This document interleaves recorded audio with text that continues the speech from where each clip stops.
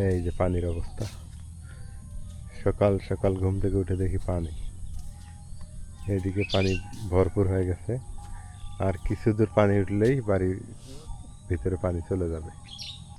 চিন্তা করা যায় মলা মাছ বলে 100 টাকা কেজি, যেগুলো বলে 150 টাকা পোয়া আমরা খাই। হ্যাঁ, 150-200 টাকা পোয়া খাই। এখানে মাছের অভাব নেই। হ্যাঁ, কি অবস্থা তোমাদের? পিঠে? কিসের পিঠে? তেলের পিঠে। ও, ঠান্ডা দিন তো তেলের পিঠে ভালোই হবো। বানাও বানাও। তেল চিনির পিঠে।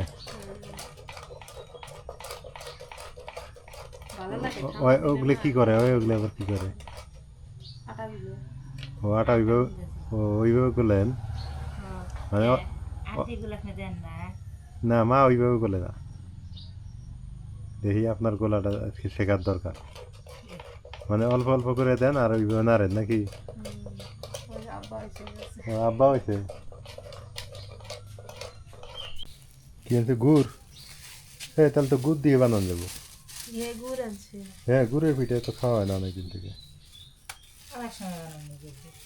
গুড় আনছি, চিনি আনছি, বেশি করে গুড়।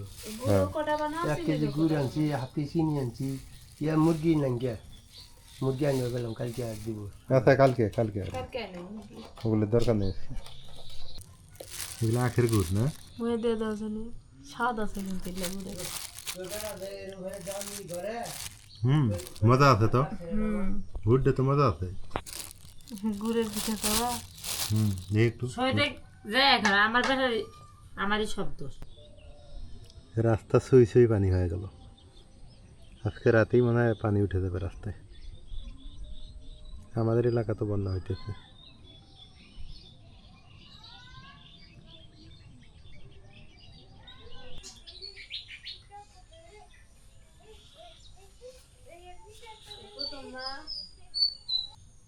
আপা, হ্যাঁ, কোন কে রে এতগুলো আটাকে নিয়ে আসলাম, একটা একটা করে বানাবে না খাবো।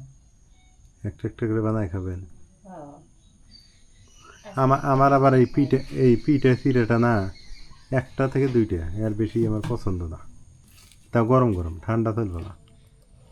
যেমন দুধের পিঠেটা শীতকালে 1টা-2টা খাই। হ্যাঁ, তেলে পিঠেটা 2-1টা গরম, ঠান্ডা হলে তো মজা লাগে না।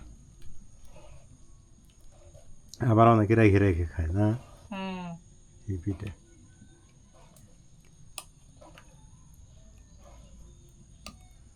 ওই অল্প অল্প করে আটা দিলেন আর গুললেন না, ওইটাই ভালো হয়। এটা মিক্স ভালো হয়। তেলের পিঠা, শীতের পিঠা আপনার খামিরটা করে একটু কারেন্ট হয়েছে রে, 1 ঘন্টা কারেন্ট হয়েছে, সুন্দর হয়। কারেন্ট হয়েছে। এই প্রথম শ্বশুর বাড়ির পিঠা খাই। আমার শাশুড়ি নাই তো ওই জন্য খাওয়ায় না। এটা সত্যি কথা, মিছা কথা না আবার। বিয়ের পরে এই প্রথম না পিঠা খেতে। রাইয়ানের তো আর বেড়াক নিয়ে বেটার সাথে নিয়ে শ্বশুর বাড়ির পিঠা খাও। বাবা থেকে আপু দেখ, আব্বা নাও, বাবা নেন বাবা নেন। গরম গরম তা খালি ভালো লাগবে, খাও। বিসমিল্লাহ। আজি পানি আনো। এই যে রাইয়ান সাত করলো নানার বাড়ি পিঠা। সবার আগে সাইড করে বাবা মজা লাগে, মজা লাগে। হ্যাঁ, রায়ান ভালো সময় সাইড করছে। তাই? হ্যাঁ, দিব দিব আপু দিব। খাও, খাও। চলো বিয়ান লাগছে জন্ডু। তুমি খাইতে পাও, তুমি খাইতে পাও। আচ্ছা, দেই দেই, আব্বু দেয়, আব্বু দিব। আব্বু দে। এই বেটা তো নাও, এটা তুমি খাও। খাও খাও বাবা খাও। হ্যাঁ, তুমি বড়টা খাইতে পাবা না তো। কোনটা থেকে কোনটা নিব দিশে পাইতেছে না। বগল দাও বগল দাও বগল দাও একটু করে মন দাও।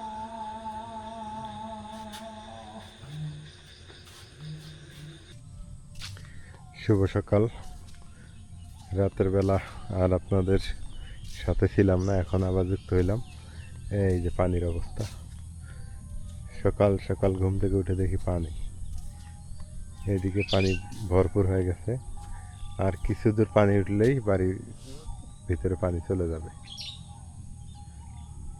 এদিক দিয়েও পানি হয়ে গেছে। আমি ভাবছিলাম কোনোদিনও এদিক পানি হয় না, কিন্তু এইদিকেও পানি হয়। আবার এই দিকটাও দেখেন পানি, এই যে এই দিক থেকেও পানি আসতেছে, মানে চারদিক দিয়ে গ্রাস করতেছে পানি।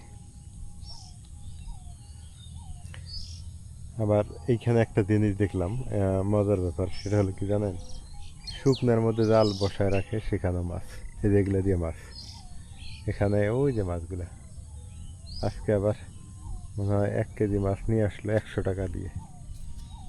চিন্তা করা যায়, যে মাছ 1000-1200 টাকা কেজি, 800-900 টাকা কেজি, সে মাছ 100 টাকা কেজি। এখানে এখানে মাছ খাওয়ার মানুষ নেই। এই সময় আসলে বেশি, শীতকালে নাকি বলে আরো বেশি মাছ পাওয়া যায়। নাজমিন, তোমরা কি করো?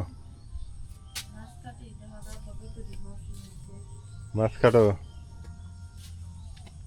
কতগুলো মাছ নিয়েছে? মলা মাছ। চিন্তা করা যায়, মলা মাছ বলে 100 টাকা কেজি, যেগুলো বলে 150 টাকা পোয়া আমরা খাই। হ্যাঁ, 150-200 টাকা পোয়া খাই। এখানে মাছের অভাব নেই। হ্যাঁ, আমার মনে হয় কি জানো, আমগো বাড়ির তো এখান থেকে 2 ঘন্টায় যাওয়া যায়, এখান থেকে মাছ কিনে নিয়ে যায়, ওই জায়গায় ব্যবসা করা যাবে। হ্যাঁ, খারাপ পেলাম। এখান থেকে খালি 5 কেজি যদি মাছ নিয়ে যাওয়া যায়, খাইতে হবে, এটা খারাপ। 5-10 কেজি। হ্যাঁ, এ আঙ্গুর হলে পাইকারিগুলো কোয়া লাগবে। হ্যাঁ, সেই মজা, কিন্তু ওই যে সকালবেলা নিয়ে যাওয়াটা হলো কথা, রাইতে আসা লাগবে, সকাল করে নিয়ে যাওয়া লাগবে না।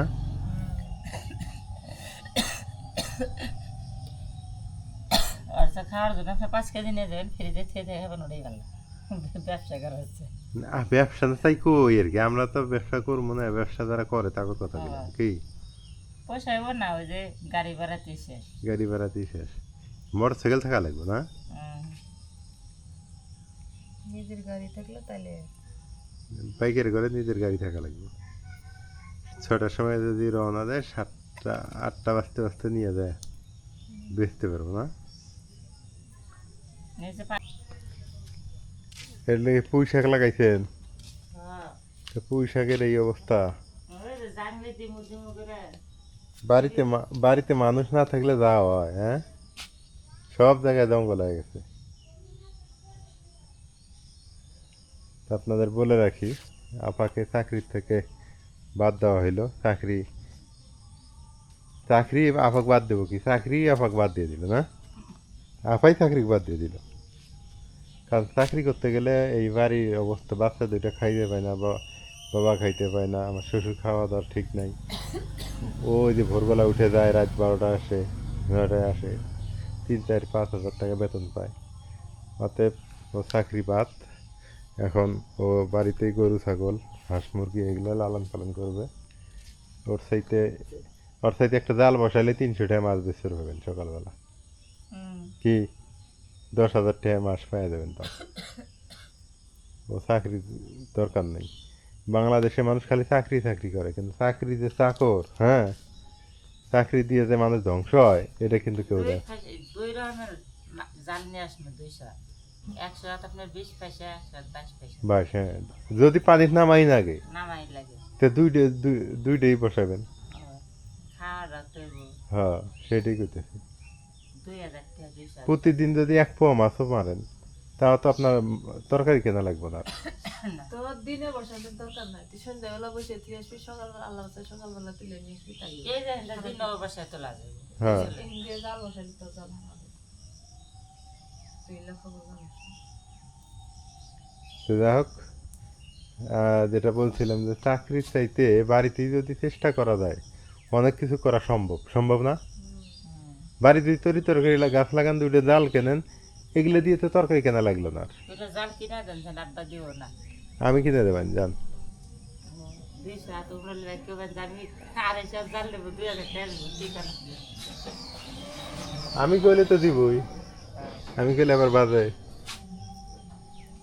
যে গনকে দিন নেই এখনই জাল দিয়ে তো সবাই ভালো থাকেন, সুস্থ থাকেন, আর আজকে এ পর্যন্তই। আল্লাহ হাফেজ।